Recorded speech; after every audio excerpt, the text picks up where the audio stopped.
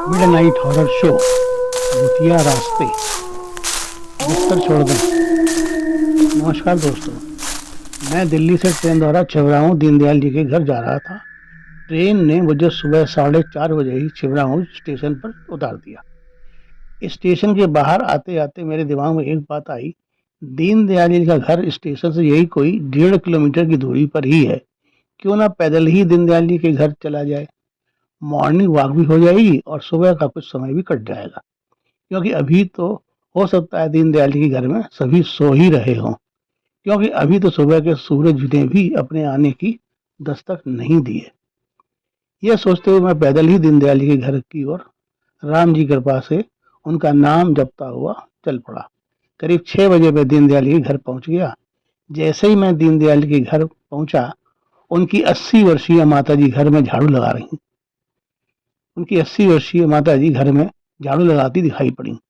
मैंने माता जी को देखते हुए उनके चरण स्पर्श किए। दीनदयाल जी की माता जी ने सीधे खड़े होते हुए मुझे ध्यान से देखा और बोली, खुश रहो, कैसे हो, घर में सब राजी खुशी तो है। मैंने कहा, हाँ माता जी, आपके आशीर्वाद से घर में सब कुशल मंगल है। आप कैसी हैं माता जी? माता जी बोली, मैं बिल्कुल ठीक हूँ बेटा, चलो अंदर चलो, अभी तो घर में सूता पड़ा है। मैंने कहा, अरे अब तो 6 बज रहा है, अभी तक सारे लोग सो ही रहे हैं और आप घर में झाड़ू लगा रही हैं। बहू कहाँ है आपकी?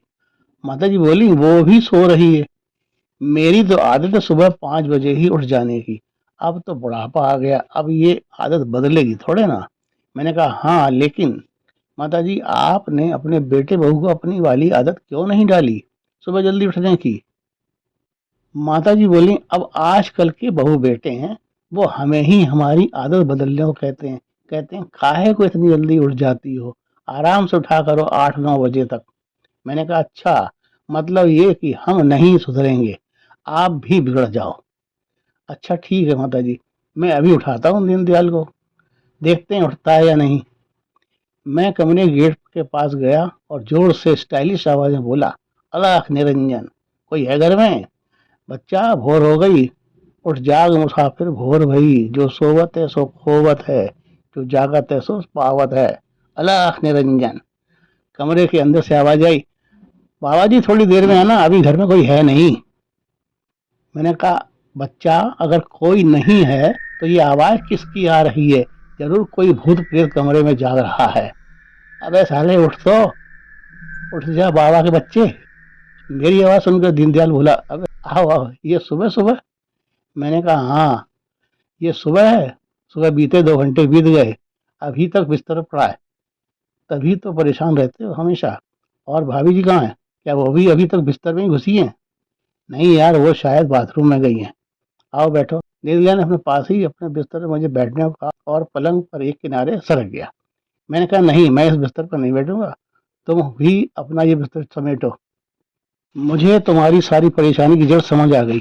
चलो भाभी से बोलो कुछ चाय वाय बनाए, 8 बजने वाले। तुमको तो पता था कि आज मैं आने वाला हूँ, तो तुमने मेरे लिए कुछ चाय नाश्ता तक तैयार नहीं करवाया अभी तक। दीनदयाल बोला, अरे चिंता काहे करते हो, अभी तैयार हो जाता है चाय नाश्ता, पहले हाथ मुंह तो धो लो।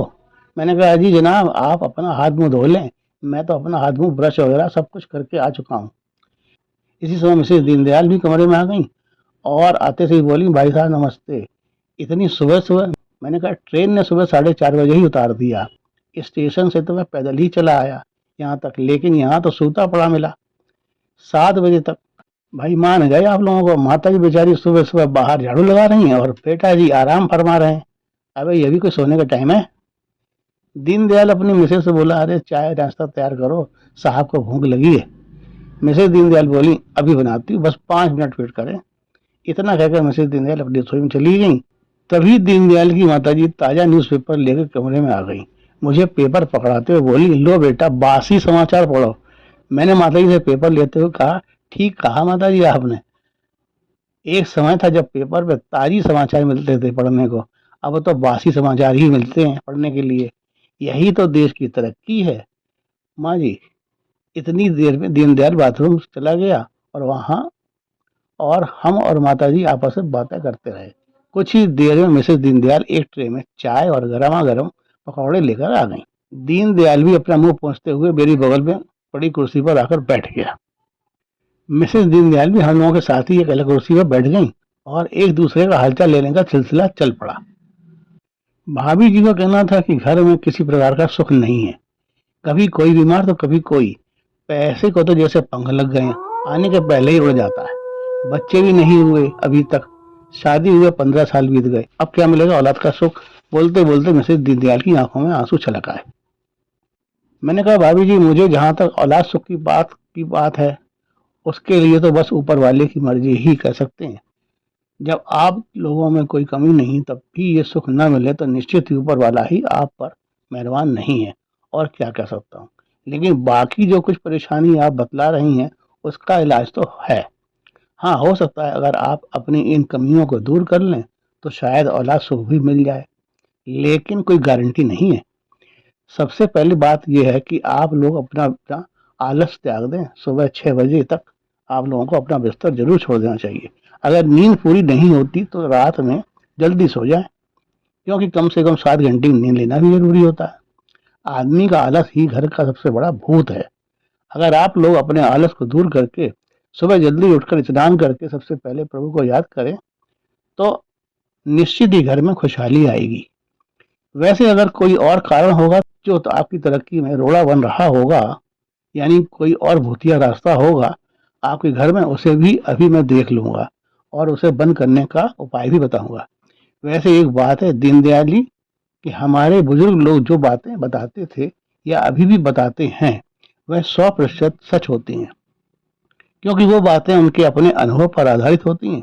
इसलिए उन्हें ध्यान से सुनकर समझकर उन पर अमल करना चाहिए और उनको अपनी निजी जिंदगी में शामिल भी अवश्य करना चाहिए। समझदारी में ही खुशहाली है मेरे दोस्त।